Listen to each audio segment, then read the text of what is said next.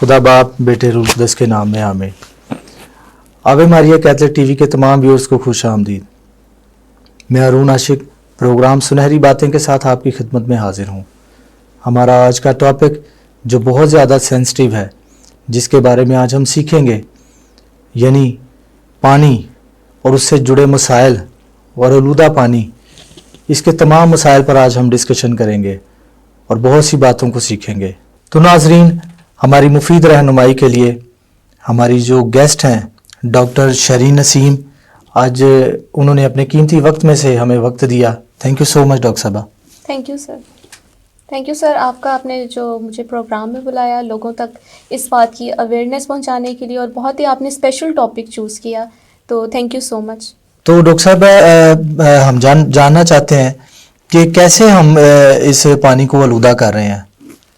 देखिए सर, सबसे पहले तो हम इसके रूट कॉज की तरफ देखते हैं कि ये मसाइल है क्यों, किस वजह से।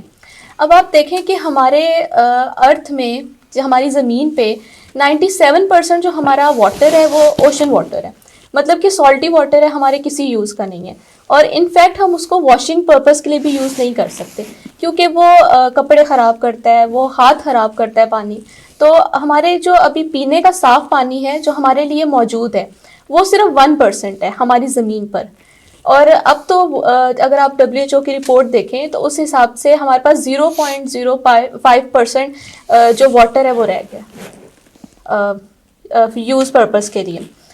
तो सबसे बड़ी मेन वजह तो ये है हमारे पास कि एक तो हमारे पास पानी बहुत कम मिकदार में मौजूद है जो साफ़ पानी है, और दूसरी वजह ये है कि जो हमारे पास थोड़ा सा पानी बचा है उसको भी हम आलूदा कर देते हैं। अब वो किस तरह से करते हैं कि हमारा पीने का साफ़ पानी मेनली डैम्स में होता है, वेल्स में होता है, या फिर लेक वगैरह से फ़िल्टर होकर आते हैं।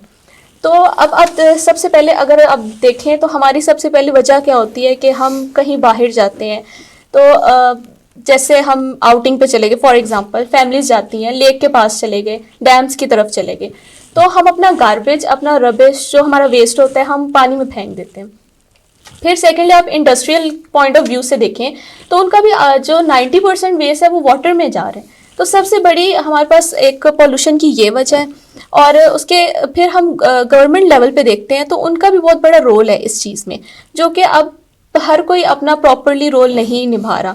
तो वो हमारे लिए बहुत बड़ा इशू है। एक ये भी जो वाटर पोल्यूशन, जिसकी वजह से वाटर कंटेमिनेटेड होता है, और जब फिर लोग यूज़ करते हैं और उनको मुख्तलिफ बीमारियां लग जाती हैं, तो ये सबसे बड़ी वजह है पानी की। अब मैं आपको एक WHO की रिपोर्ट बताऊं तो एक सेकंड में तकरीबन 8 लोग मर जाते हैं। ये वर्ल्ड वाइड रिपोर्ट मैं आपको बता रही हूँ।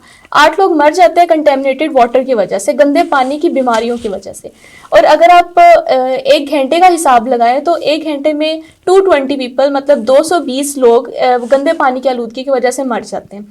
और अगर आप ईयरली का हिसाब लगाएं तो वो तो फिर एक बहुत बड़ी लिस्ट बन जाती है। 4 million people, 5 million people yearly जो है वो पास आउट हो जाते हैं गंदे पानी की वजह से। अब हम अपने कंट्री को देखें, पाकिस्तान को देखें, तो एक साल में हमारे पास 1 लाख मौत हो जाती है गंदे पानी की वजह से, पीपल मर जाते हैं पाकिस्तान में। उसमें से भी 50% मेनली बच्चे होते हैं।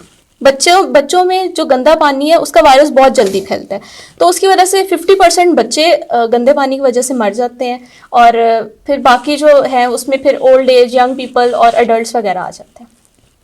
मतलब ये 50% की जो शरह है ये सिर्फ बच्चों की है? जी, 50% का सिर्फ अब बच्चों का है कि जो गंदे पानी की आलूदगी की वजह से मर रहे हैं। तो आप ये देखें कितनी बड़ी एक वजह है हमारे पास, और ये मुसलसल इग्नोर होती है। ये इस पे कोई बात नहीं करता, इसको कोई सीरियस नहीं लेता इस बात को। बिल्कुल ऐसे डॉक्टर साहब बिल्कुल ठीक कह रही हैं।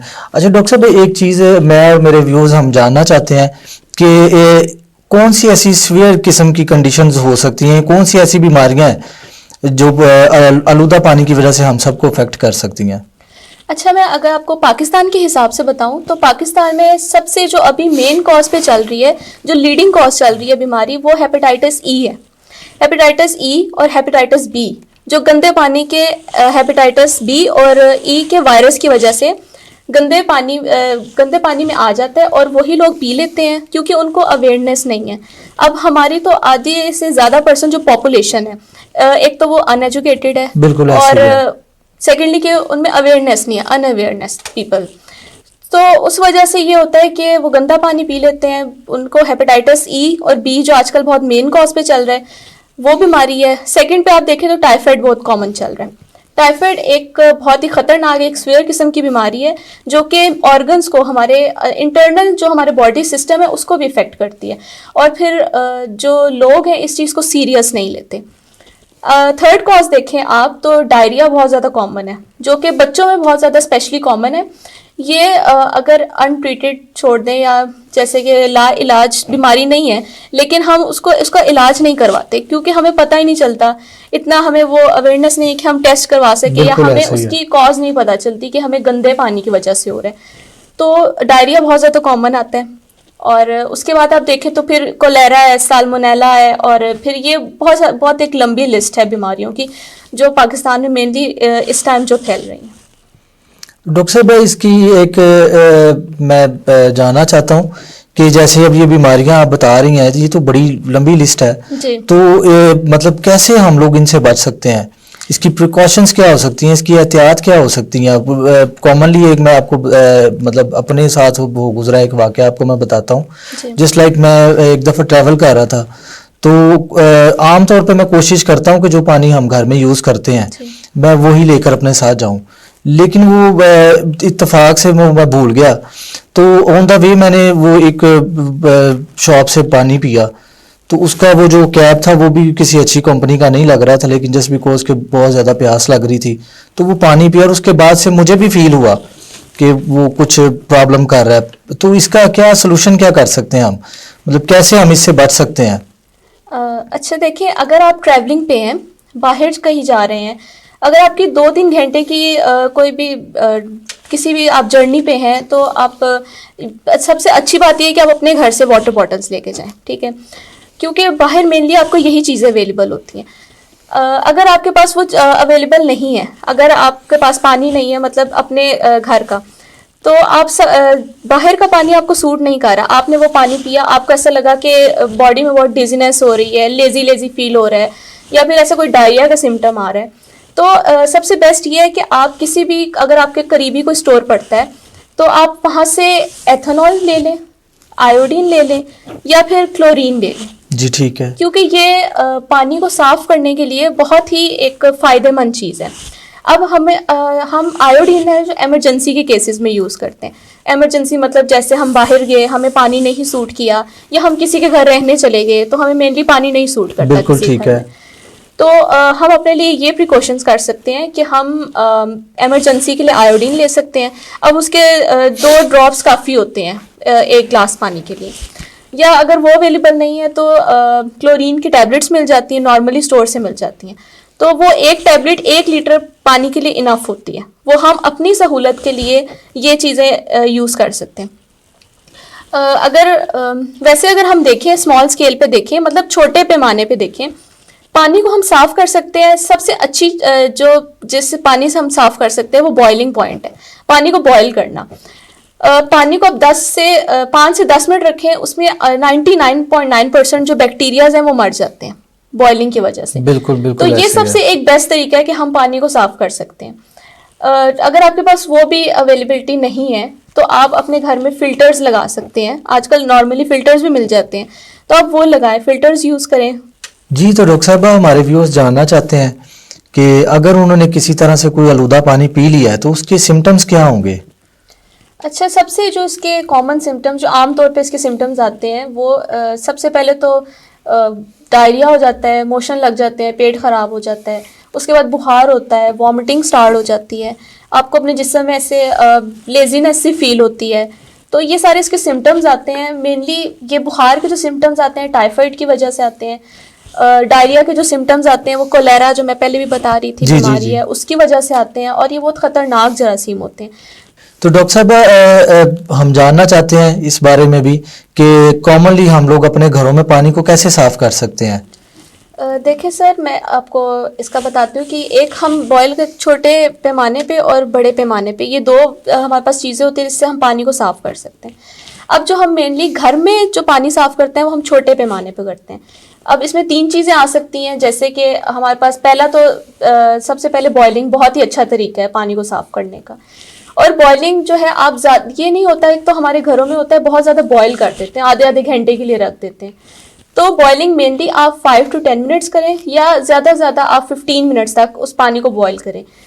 10 मिनट्स तक आधे जरासीम जो पानी के होते हैं वो बिल्कुल डेड हो जाते हैं, तो ये काफ़ी होता है। और फिर सेकंड हमारे पास जो इसका आता है वो फिल्ट्रेशन आते हैं।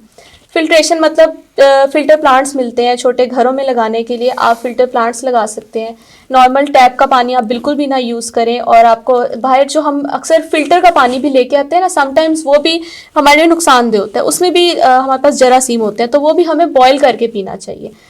फिर तीसरा आ जाता है केमिकल्स। केमिकल्स भी लोग यूज़ करते हैं अपने घर में, जैसे कि क्लोरीन ब्लीचिंग पाउडर है, मेनली लोग यूज़ करते हैं अपने घरों में, पानी में डालते हैं, उससे भी जो है 99% जो बैक्टीरियाज होते हैं वो मर जाते हैं।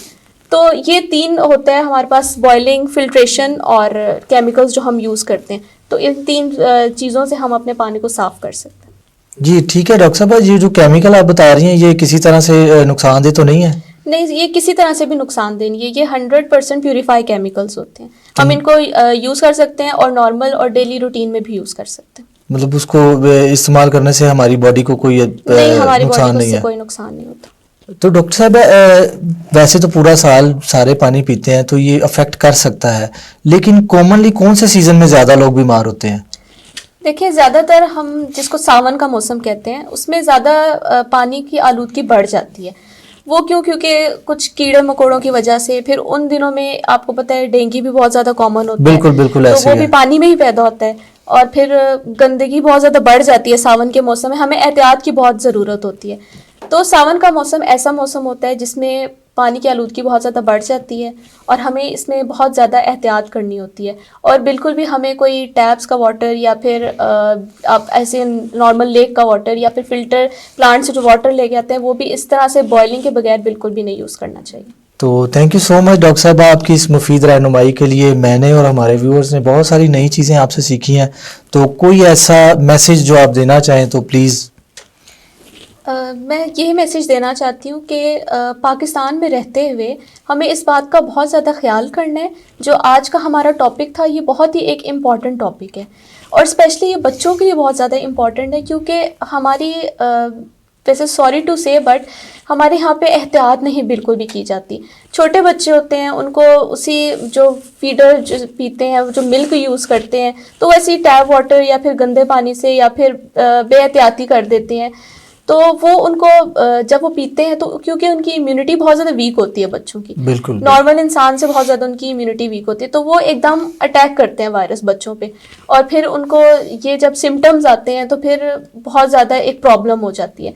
तो मैं यही कहना चाहूँगी कि आप स्पेशली बच्चों में बहुत ज़्यादा एहतियात करें। जो आपको प्रिकॉशंस बताएं, आप बॉयल करके पानी पिए, और केमिकल्स यूज़ कर सकते हैं, या फिर आप नेस्ले जो आजकल चलता है बहुत ज़्यादा कॉमन है वो यूज़ कर लें, फ़िल्टर्स यूज़ कर लें। तो ये बच्चों में खास तौर बहुत एहतियात करें, और बूढ़ों में भी बहुत ज़्यादा ज़रूरत होती है।